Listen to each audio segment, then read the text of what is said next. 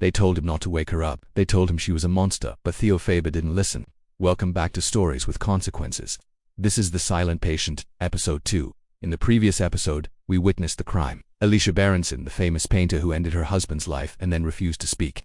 For 6 years, she has been locked away in the Grove, a secure psychiatric unit in North London. She has been kept in a chemical fog, heavily medicated, sedated, silent. Heavily medicated, sedated, silent. Most people look at her and see a villain, but Theo Faber, he looks at her and sees a puzzle. He sees a woman who is trapping a scream inside her throat.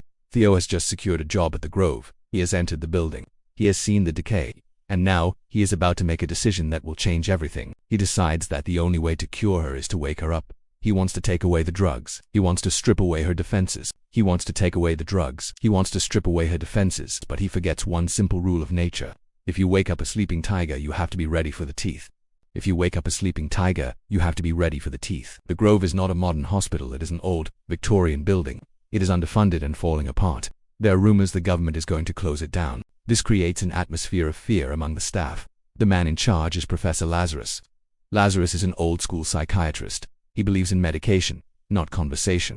He believes in medication, not conversation. He is arrogant, tired, and he does not like Theo. Theo sits in Lazarus's office. The air is thick with smoke and the smell of stale coffee. Theo makes his request clearly. I want to treat Alicia Berenson individually, and I want to reduce her medication. Lazarus laughs. It is a dry, humorless laugh. He looks at Theo over his glasses. He says, Alicia, she is a lost cause. We keep her sedated for a reason, Theo, for her own safety and for ours. He leans forward. You look at her and you see a silent woman. I look at her and I see a volcano waiting to erupt.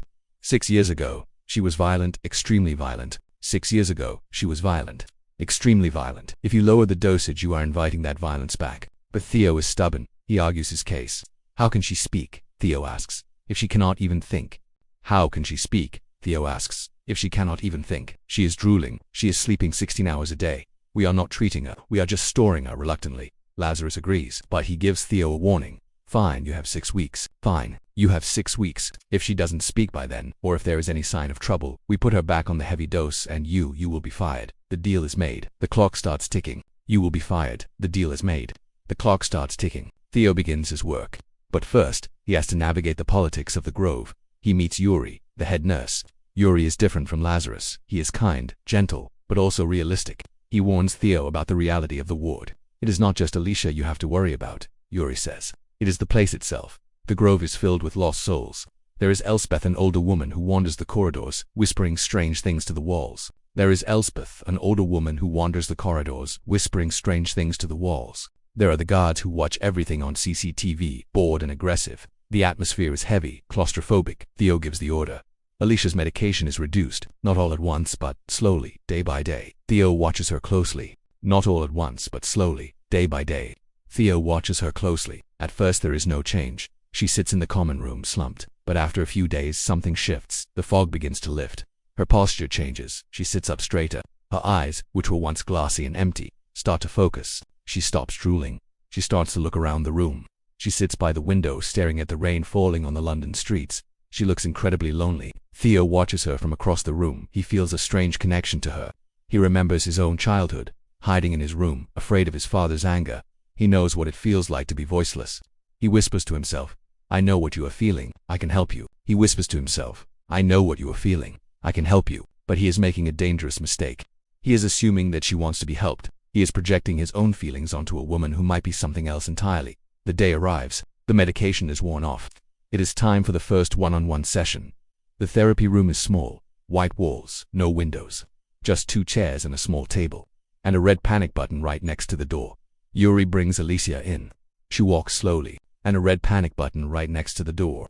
Yuri brings Alicia in. She walks slowly. She is wearing gray sweatpants and a t-shirt. Her hair is unwashed, but she is awake, fully awake. She sits down opposite Theo. She does not look at him. She stares at the floor. The silence in the room is heavy. She does not look at him. She stares at the floor. The silence in the room is heavy. It is suffocating. You can hear the hum of the electric lights. Theo starts gently. Hello, Alicia.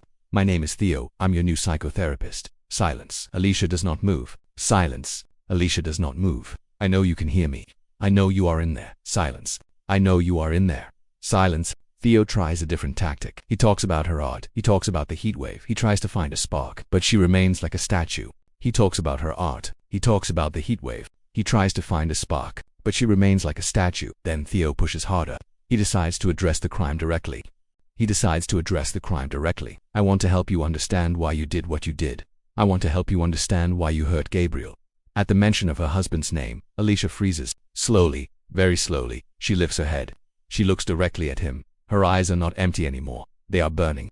She looks directly at him. Her eyes are not empty anymore. They are burning. They are filled with a rage so pure, it is terrifying. Theo leans forward. Alicia, and then, she moves. Faster than anyone expected, she launches herself across the room. She crashes into Theo. Her hands go for his neck. She is incredibly strong. She is not trying to speak. She is trying to hurt him. Theo falls back, struggling to breathe. Her fingers are like iron. He sees her face, inches from his own. Theo falls back, struggling to breathe. Her fingers are like iron. He sees her face, inches from his own. Her teeth are bared. Her eyes are wide. But the most terrifying thing, she is completely silent. She is completely silent. She is fighting him with everything she has, but she doesn't make a sound. Not a scream, not a grunt. Absolute, violent silence. Theo manages to reach out and hit the panic button. The alarm blares. Guards rush into the room. It takes two of them to pull her off him. She is thrashing, kicking, wild. It takes two of them to pull her off him. She is thrashing, kicking, wild. They drag her out of the room, and Theo is left alone on the floor, gasping for air. The session is over.